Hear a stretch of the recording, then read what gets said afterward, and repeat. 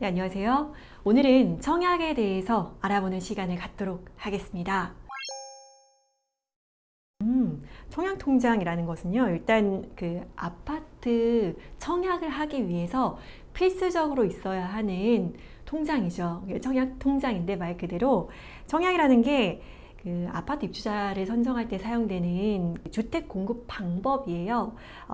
한국부동산원 산하에 있는 청약홈에서 전담을 하고요. 이 아파트를 공급할 때 제가 이 집에 들어가고 싶습니다 라는 의사를 밝히는 거죠. 네. 청약통장은 빠르면 빠를수록 좋습니다. 청약통장은 만 17세부터 가입하는 것이 좋습니다. 만 17세부터 청약통장 가입을 하게 되면 그때부터 카운팅이 됩니다. 만 17세 이전에 가입을 한다 하더라도 그 이전 기간은 카운팅 되지 않기 때문에 만 17세가 됨과 동시에 청약통장에 가입하는 게 좋습니다. 그렇죠. 우리나라로 따지면 고등학교 2학년인가요? 2학년 생일이 닿은 해에 생일 선물로 청약통장을 가입해서 자녀에게 선물로 드리는 것이 어떨까요? 어색하다. 어색하시죠? 너무 어색해, 너무 어색해. 그러면 옆에 빠지면 있었으면 좋겠어. 만 17세부터 원칙적으로 따지면 10만 원씩 넣는 게 가장 좋습니다. 이 청약이라는 게 민영 아파트와 공공 아파트의 그 가점 기준이 달라요. 그러니까 입주자를 선정하는 기준이 다른데 이 공공 아파트까지 생각을 한다라고 하면 10만 원씩 만 17세부터 꾸준히 붓는 게 가장 좋은 방법이죠. 네, 10만 원씩 아니어도 상관없고요. 일단 청약통장 가입 기간은 언제 최초로 가입했느냐가 가장 중요하기 때문에 10만 원씩 꼬박꼬박 넣지 않는다 하더라도 17세에 가입을 일단 해 놓는 것이 중요합니다.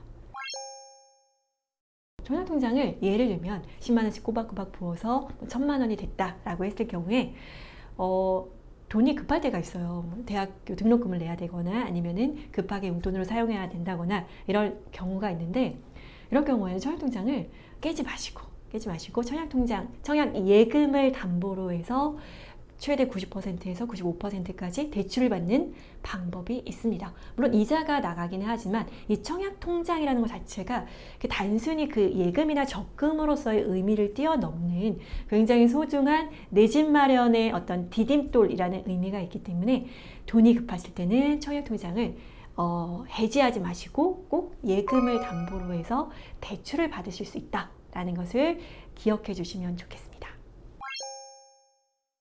청약은 청약홈이라는 사이트를 활용하셔서 거기서 신청하시면 됩니다. 청약홈을 통해서 앞으로 청약하는 단지들, 예정 단지라든지 그리고 오늘 청약하는 일정들을 상세하게 아실 수 있고요. 내가 청약 가능한지에 대한 방법도 로그인을 하셔서 이 청약홈 사이트에서 정확하게 아실 수가 있습니다. 국민주택은 말 그대로 LH, SH 그리고 각 시의 도시공사에서 공급하는 아파트라고 생각하시면 되고요. 민영 아파트는 우리가 흔히 아는 자이, 힐스테이트, 레미안 등의 이런 브랜드, 민영 브랜드 아파트라고 생각하시면 쉽습니다. 계약금은 민영과 공공이라고 해서 차이가 나는 게 아니고 개별 각 아파트마다 어떤 곳은 20%를 계약금으로 하는 곳도 있고 또 어떤 곳은 10%를 계약금으로 하는 데도 있어서 시기마다 또 아파트마다 그리고 부동산 시장의 흐름에 따라서 조금씩 다르다고 생각하시면 되시고 현재는 보통 계약금의 10% 정도로 진행을 하고 있습니다. 특별공급은 말 그대로 신혼부부나 다자녀 가구 아니면 노부모 부양이라든지 장애인, 국가유공자 등 어떤 국가적으로 특별한 배려가 필요한 분들을 위해서 특별하게 공급해주는 일정 물량이라고 생각하시면 되겠죠. 일종의 청약하는 데 있어서는 같다라고 생각하시면 될 것 같고요. 청약가액 지구라는 것은 주택가격 안정을 위해서 국토부 장관이나 시도지사가 지정하는 그런 지역인데요. 그러니까 물가 상승률보다 주택가격이 상승률이 조금 더 높을 때에 지정할 수 있는 겁니다.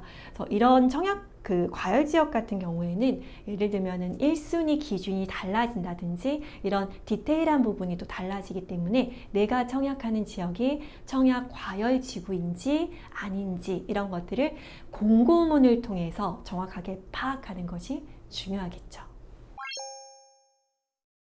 묻지마 청약하시는 우리 젊은 친구들이 있는데 청약은 반드시 공고문을 읽어봐야 됩니다. 그래서 내가 청약 자격이 있는지, 그리고 분양가는 내가 감당할 수 있는 수준인지, 그리고 이 분양하는 아파트가 입지가 많이 나쁘지는 않은지, 청약을 했는데 지역이 너무나 나쁘다든지 아니면 내가 청약에 당첨됐는데 계약금을 납부할 수조차 없는 정도의 수준이라면 청약통장을 날리는 거거든요. 단순히 청약통장을 날리는 것뿐만 아니라 부적격이라고 한다면 재당첨 제한 기간에 또 걸려버리기 때문에 차후에 청약에 도전하려고 할 때, 정말 필요할 때 청약을 넣을 수가 없는 그런 상황이 발생하기 때문에 청약은 반드시 나의 자금 상황 그리고 나의 어떤 가점 상황에 맞게 신중하게 도전하셔야 됩니다. 청약은 일단 본인이 직장생활을 하시고 내 집 마련에 대한 의지가 있으시다면 넣으시는 게 좋아요. 넣으시는 게 좋은데 아까도 말씀드렸듯이 이제 자금 상황, 그 다음에 청약 가점 상황, 그리고 상품의 입지 이 세 가지를 반드시 살펴보고 넣으셔야 되는 거죠. 근데 모든 것이 준비된 상황에서 청약을 넣어야지 라고 생각한다면 또 그런 때는 오지 않을 수도 있거든요. 그래서 나의 상황에 맞는 예산 범위 안에 있는 곳인가, 그리고 내 가점으로 당첨될 수 있는 곳인가. 근데 이거는 내 가점으로 당첨될 수 있는 곳인가 여부는 크게 생각하지 마시고 일단 자금적인 여력 그리고 상품에 대한 분석이 되셨다면 꾸준하게 숨쉬듯이 청약에 도전하시는 것이 저는 좋다고 생각해요. 네. 오늘은 2030의 청약에 대해서 함께 살펴봤는데요. 다음 시간에는 현장 임장 방법에 대해서 함께 이야기해보는 시간 갖도록 하겠습니다.